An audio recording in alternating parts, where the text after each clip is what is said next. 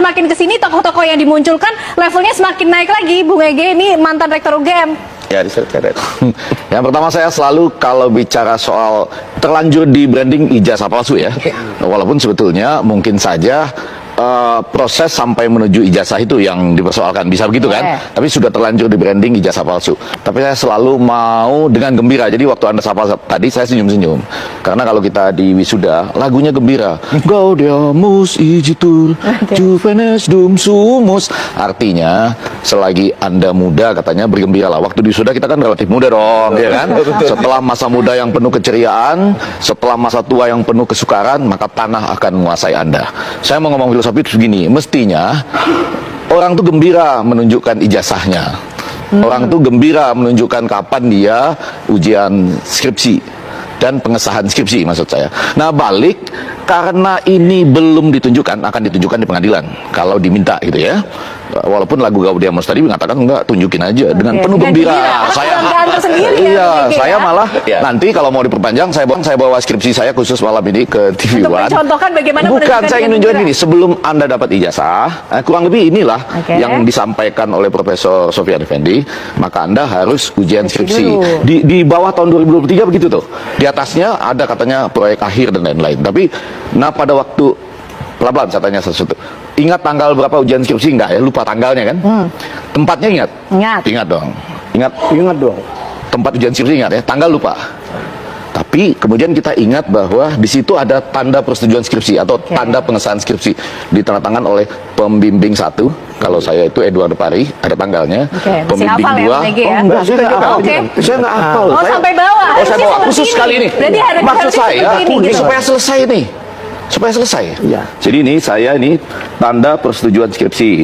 Panitia pembimbing skripsi tanggal 5 November 90, pembimbing 1 Edward Pari, 6 November 90, pembimbing 2 Mas Maniang, 12 November 90, kemudian Ketua Jurusan Ilmu Komunikasi Arintowati. Yang mau saya katakan adalah ini satu garis lurus. Kalau Anda pernah ujian skripsi, ya, lalu ada tanda pengesahan ujian skripsi.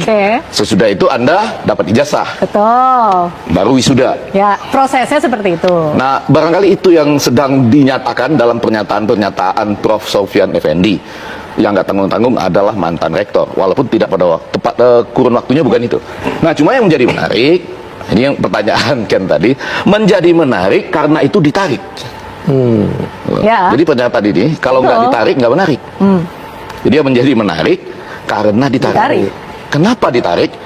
Mantan rektor loh. Saja ya. Gitu? Menarik karena ditarik. Ya. Nah, ini guys, ini berita terbaru guys hari ini guys. Jadi seorang advokat senior yaitu Dr. Muhammad Taufik mengatakan ketika KPU menyerahkan legalisir ijazah Joko Widodo, ini adalah rahmat terbesar yang tersembunyi. Jadi ini bisa digulung semua guys, ya, bisa digulung semua ini. Yang pertama adalah tim sesnya Jokowi, yang kedua Joko Widodo, yang ketiga KPU, yang keempat Rektor UGM, yang kelima Wakil Rektor UGM, yang keenam Dekan Fakultas Kehutanan, dan yang ketujuh Sylvester Matutina, dan yang kedelapan yang mengaku kemarin itu yang mengumpulkan ternak-ternak termo itu siapa namanya? Saya sudah lupa. Yang ada di bajunya di sini ditulis ternak Mulyono, kan termo Mulyono. Siapa namanya? Saya sudah lupa. Itu bakal dikenakan pidana juga guys, ya, akan tergulung semua 8 orang ini guys. Jadi termo yang lain-lain yang terlibat, yang mendukung, yang mendesak Roy Suryo, Rismon Rototifa kemarin itu supaya dipercepatkan mereka itu ditangkap ataupun dipidana guys. Jadi mereka inilah yang akan dipidana guys, bukan Roy Suryo guys. Ya, ini menurut pendapat Muhammad Taufik guys. Nah, jadi kita tunggu aja guys bagaimana perkembangannya lagi. Oke teman-teman, kembali lagi bersama saya di channel ini teman-teman, dimana Tadi kita telah melihat cuplikan video yang sangat begitu menarik tentang permasalahan kasus ijazah palsu Joko Widodo. Di mana tadi teman-teman, sekarang kita lihat kasus ijazah palsu Joko Widodo ini sudah mulai memanas, di mana tadi disebut nama-nama yang tersangka dalam permasalahan kasus ijazah palsu Joko Widodo. Jadi teman-teman, di sini kita lanjutkan ataupun kita teruskan di sini melalui tanggapan-tanggapan ataupun komentar-komentar dari para netizen tentang cuplikan video tersebut. Di sini teman-teman kita lihat bagaimana tanggapan dari para netizen tentang cuplikan video ini. Di sini mereka menyatakan di sini, hati-hati terkocok dengan muka sedihnya Jokowi. Orang ini biadab, jangan kasih ampun.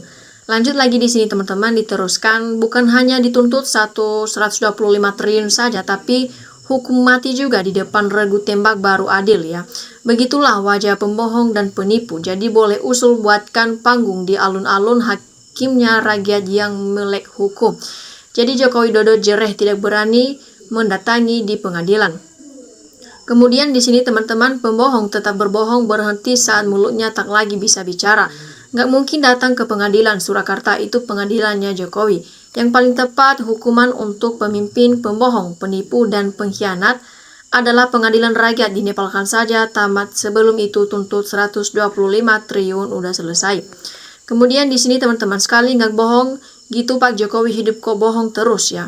Jadi maaf buat Prof. M. Naim sebagai saksi ahli legalisir yang dihadirkan oleh pihak penggugat CLS akan tambah terbongkarnya semakin kuat.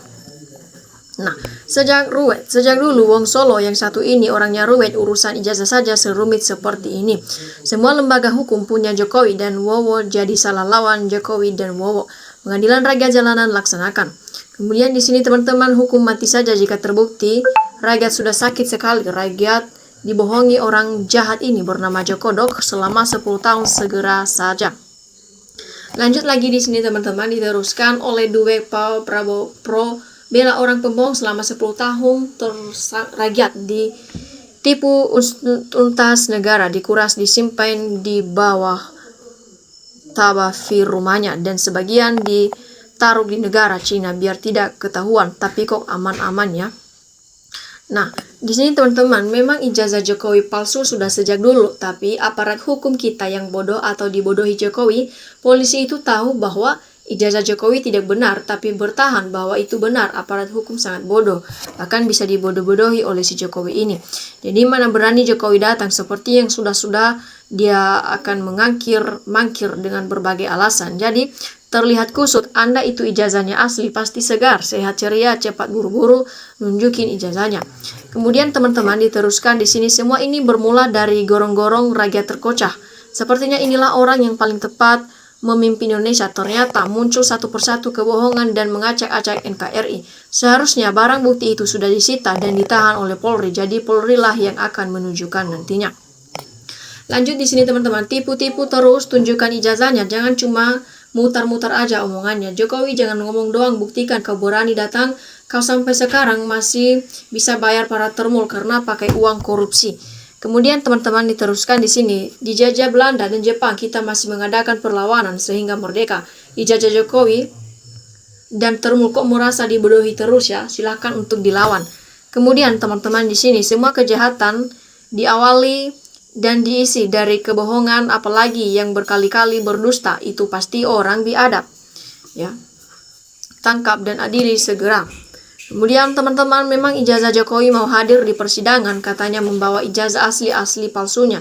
Jadi kalau menang, memang ijazah palsu harus dihukum mati seluruh keluarganya karena sudah bersengkokol dalam kejahat luar biasa. Kemudian teman-teman, teliti, terpadu, dan terbuka untuk publik, tegakkan hukum seadil-adilnya, miskinkan koruptor, sejahterakan rakyat Indonesia. Jadi teman-teman, biar Tuhan Yesus yang tuntut, semoga semua soi sekali dan tidak mengganggu di pemerintah Bapak Prabowo. Jadi si Jokowi bilang mau membuktikan ijazah aslinya dari SD sampai S1, memangnya punyakah dia ijazah itu? Buktikan saja besok di pengadilan di Surakarta.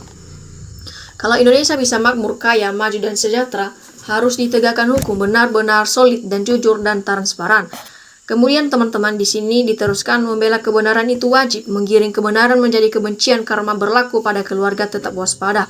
OVA supaya jera harus dipidana sudah telah memberikan keterangan palsu dan merusak citra UGM ataupun Universitas Gadjah Mada.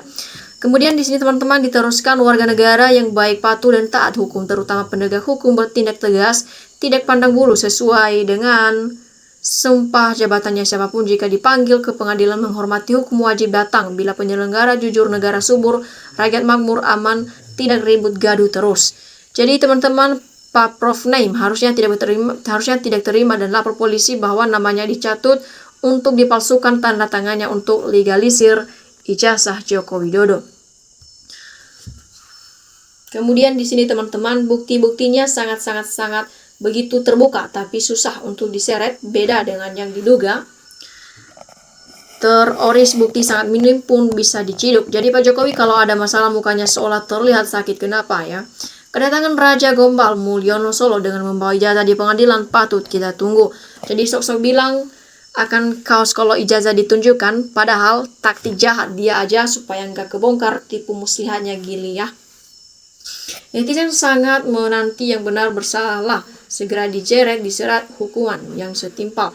Perlindungan berjamaah ijazah Jokowi antar lembaga negara udah sangat masif, mulai dari kepolisian, KPU, UGM, kehakiman, dan para termul-termul yang dipelihara oleh Jokowi. Kemudian teman-teman di sini diteruskan, sudah saatnya hukum ditegakkan, tidak pandang bulu dalam menegakkan hukum. Siapapun yang salah tetap dihukum, yang benar tetap harus benar, dan bebas tidak dihukum karena benar. Dengan seorang yang tidak pernah mengencam pendidikan atau nggak sampai lulus, tapi tahu-taunya punya ijazah dan PK. Jadi bagi Jokowi, nggak kalau gak bikin masalah atau bohong gatel kurang banyak apa jelek digital.